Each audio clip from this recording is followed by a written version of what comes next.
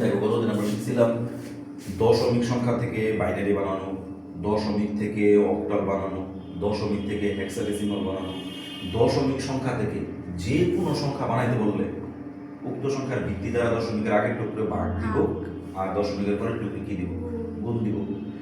আর তারপরে ক্লাসে শিখছিলাম যে বাইনারি থেকে দশমিক বানানো, অক্টাল থেকে দশমিক বানানো, হেক্সাডেসিমাল থেকে দশমিক বানানো। এই সংখ্যাগুলো থেকে দশমিক সংখ্যা বানাইতে গেলে এই সংখ্যার ভিত্তি দ্বারা কি করবো, গুণ দিব, তাহলে আমার ওইটা হয়ে যেত। এখন আজকের ক্লাসে আমরা এই দুইটা আরো দুইটা শিখবো, যে অক্টাল থেকে কিভাবে বাইনারি করা যায়, আবার বাইনারি থেকে কিভাবে অক্টাল করা যায়, হেক্সাডেসিমাল থেকে কিভাবে বাইনারি করা যায়, আবার বাইনারি থেকে কিভাবে হেক্সাডেসিমাল করা যায়, এই কথাগুলো আমরা শিখবো। এটা শেখার আগে এই অক্টাল থেকে বাইনারি করতে গেলে তোমাকে 3 গড় নিয়ে করতে হবে, এটা শুধু মনে রাখবা। 3 গড়, কয় গড়? 3 গড়।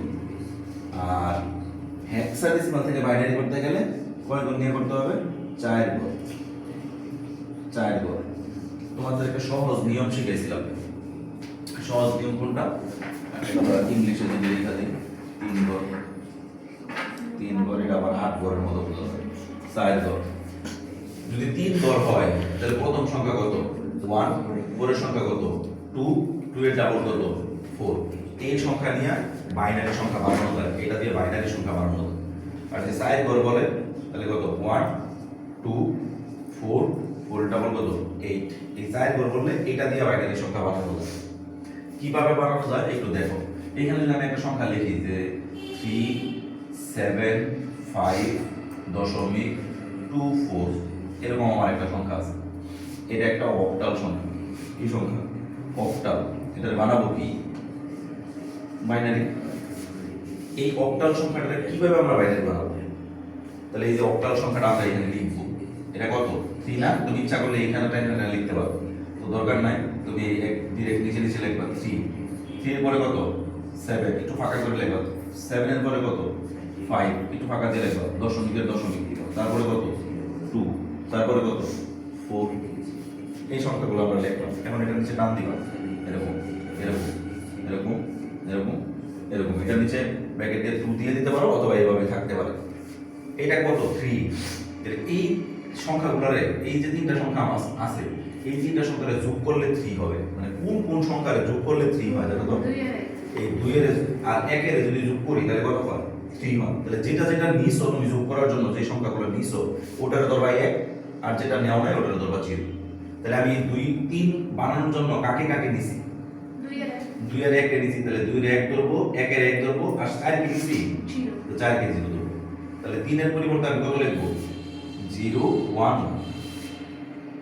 এরপরে কত দরকার? 7। এটুকু আমরা মুছে দিই।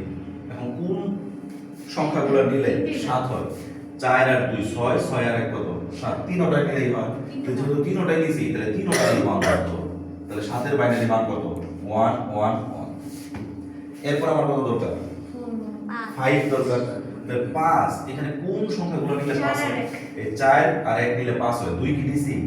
2 নেই নাই, তাহলে 2 কে কি ধরতে হবে? 0। আর 4 আর 1 কে ধরতে হবে 1, 1। তাহলে 5 এর বাইনারি মান কত? 1, 0, 1। এরপরে কত দরকার? 2। তাহলে এখানে কোনটা নিলে 2 হয়? এই 2 নিলেই হয়। তাহলে এটারে 1 ধরবো, আর বাকিগুলো কি? 0। তাহলে এই যে 0, 1, 0। তারপরে কত দরকার? 4 দরকার। তাহলে এখানে কোনটা নিলে 4 হয়? তাহলে তো এই 4 নিলে 4 হয়। তাহলে বাকিগুলো কি নিলাম? তাহলে যেহেতু 4 নিলাম, তাহলে 4, 1, আর বাকি দুটো কি? 0। তাহলে যে 1, 0, 0। এখন এটার আনসারটা কিভাবে লিখবো? এর আনসারটা আমরা এই যে এখানে প্রথম থেকে 375.24 ব্র্যাকেট 8 সমান, এই 0 কি কোনো দাম আছে? এই 0 না লিখলে কোনো সমস্যা নাই। তাহলে বাকিগুলো কি থাকলো? 1, 1, 111, 101, 0.010, 100। এটাই হয়ে গেল অক্টাল থেকে কি? বাইনারি। এখন দেখো অক্টাল থেকে হেক্সাডেসিমাল কিভাবে করব? সেম নিয়ম, সেম। অক্টাল থেকে হেক্সাডেসিমালের নিয়মটা সেম। দেখো এরকম একটা সংখ্যা আছে মনে করো, আর এখানে আছে প্রথমে আমরা কত ধরলাম? এটা ধরলাম a, তারপরে আছে মনে করো 5, তারপরে আছে d দশমিক, এখানে আছে 7f। এরকম একটা সংখ্যা আছে 7f। এটা একটা কি সংখ্যা? হেক্সাডেসিমাল সংখ্যা। এই সংখ্যাটাকে বানাবো কি? বাইনারি। তাহলে আমরা বলছিলাম যে অক্টাল থেকে যখন কি বানাবো, বাইনারি বানাবো, তখন কয় ঘর করে নিয়ে করব? 3 ঘর। আর হেক্সাডেসিমাল থেকে যখন বাইনারি বানাবো তখন কয় ঘর করে নিব? 4 ঘর। তাহলে এই যে 4 ঘরের আমি এটা লিখে রাখছি। তোমরা এটা অন্য জায়গায় খাতায়, অন্য জায়গায় অথবা মনে মনেও চিন্তা করতে পারো, অথবা খাতায় একটু রাফ করে এটা লিখতে পারো।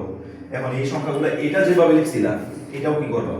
সেম একইভাবে লিখবা। তাহলে প্রথমে কত আছে? a, ব্র্যাকেট ইচ্ছা করে 10 লিখতে পারো, না লিখলেও সমস্যা নেই। তারপরে কত? 5। তারপরে কত? d মানে কত? 10 মানে a, 11 মানে b, 12 মানে কত? c, 13 মানে কত? d। এই 13 লিখলেও হবে, না লিখলেও হবে। দশমিক 7 এর 7 f, f মানে কত? 15। এই সংখ্যাগুলো আমরা লিখলাম। তাহলে এটা নিচে দাগ দিলাম। এখন যেহেতু এটা অক্টাল, তাহলে আমি 3 ঘর করে নেব না 4 ঘর করে নিব? 4 ঘর করে নেব। তাহলে 10। দেখো তো এই চারটা সংখ্যার ভিতরে কোন সংখ্যাগুলো নিলে আমার 10 হয়? 8 আর 2 নিলে 10 হয়। তো যেহেতু 8 দিলাম তাহলে 8 এর 1 ধরবো, যেহেতু 2 দিলাম 2 এর 1 ধরবো, আর বাকি যেগুলো দেই না ওগুলোর কি ধরবো? 0 ধরবো। তাহলে 1 0 1 0, এই যে 1 0 1 0। তারপরে কত আছে? 5। দেখো তো কোন সংখ্যাগুলো নিলে 5 হয়? এই 4 আর 1 নিলে 5 হয়। আর বাকি দুটোকে নিলাম, এই 4 নিলাম 1 নিলাম, এই দুটো 1, বাকিগুলো 0। তাহলে 0 1 0 1। তারপরে কত দরকার? 13। তাহলে দেখো তো এখান থেকে কি কি করলে 13 হয়? 8 আর 4 12, 12 আর 1 কত? 13। এটা এটা এটা, কিন্তু এটা কি নিলাম? নিলাম না। তাহলে এটা 1 এটা 1 এটা 0 এটা 1। তাহলে কত হবে? 1 1 0 1। দশমিকে দশমিক। এরপর কত দরকার? 7। তাহলে কোনটা কোনটা মিলে 7 হয়? এটা এটা এটা, তাই না? তাহলে এটা তো নিলাম না। তাহলে এটা 0 আর বাকিগুলো কি? 1। তাহলে 0 1 1 1। এরপরে কত দরকার? 15। 8 আর 4 12, 12 আর 2 14, 14 আর 1 কত? 15। তাহলে সবগুলাই তো নেওয়া লাগে। তাহলে যেহেতু সবগুলাই নেওয়া লাগে তাহলে সবগুলার কি ধরতে হবে? 1। এই যে 1 1 1 1। এখন এটা বের করে কিভাবে লিখে দিব? এই যে a 5 d দশমিক 7 f হেক্সাডেসিমাল সমান 1 0 1 0 0 1 0 1 1 1 0 1 দশমিক 0 1 1 1 1 1 1 1। এই হয়ে গেল রূপান্তর।